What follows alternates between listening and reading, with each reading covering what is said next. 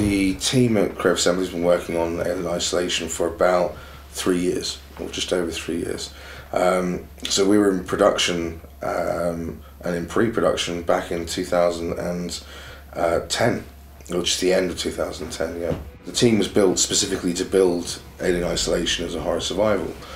And what made that really interesting from the start was it was a horror survival which is based on what most people now would consider old school horror survival. You know, low amount of resource, almost no weapons, incredibly powerful enemy. Whereas over the last sort of 10 years, horror survival in general has become much more action adventure.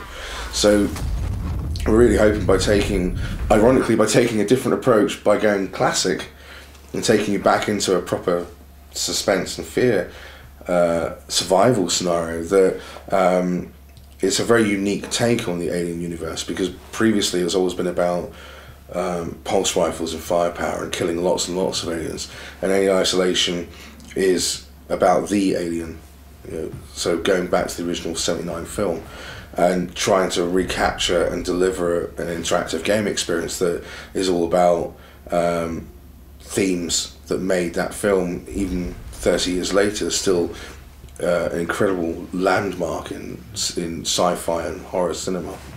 So the alien's not constantly in front of you and constantly chasing you. He often appears, because he's dynamic, he often appears because a decision you've made, or even a very small decision you've made, or something that's happened in the world has caught his attention. He's moved to your location.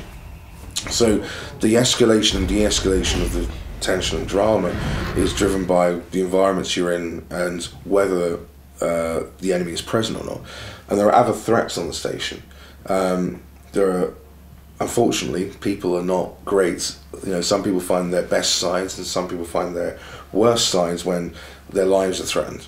So there are other threats on the station. There's the station itself, and it's a lot of the outcome of your survival, or how likely you are to survive, is based on exploring, learning to use the environment, finding things in the environment, resources that you can use to build devices or tools that will aid your survival. So like all great sort of build-up of tension you find in cinema and great sci-fi sort of bad guy movies, is there are these periods where you're building up to knowing that sooner or later you're going to face the bad guy, and it's that preparation and trying to position yourself to survive it that's part of the tension build-up.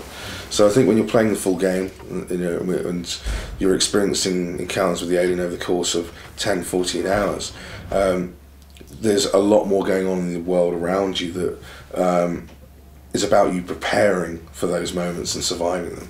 We wanted to be able to have an alien that was large, physically imposing, so as he looms over you, he's 3 meters tall, he's 9.5 feet tall, so he's like absolute, when he finally finds you and grabs you and he's looming over you, he's an incredible presence. And so the natural question then is, well, if something's 3 meters tall, he can't exactly stealthily hide or walk around the world, can he? Surely.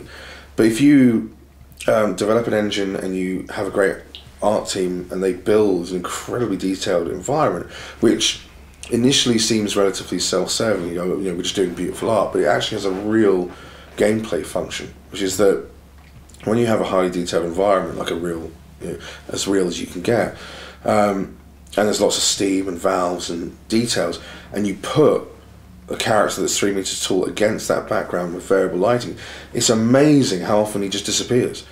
Because and when we're looking for predators, we're very motion driven, and there are plenty of times you will see this incredibly large creature stood stationary, and you were probably looking right at him and you didn't see him until he moved.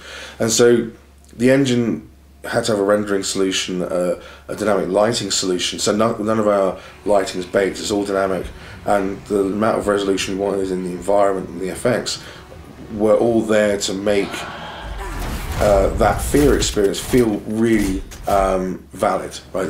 That he just literally seemed to come out of the wall at me, and I know that he was there before. We didn't spawn him in.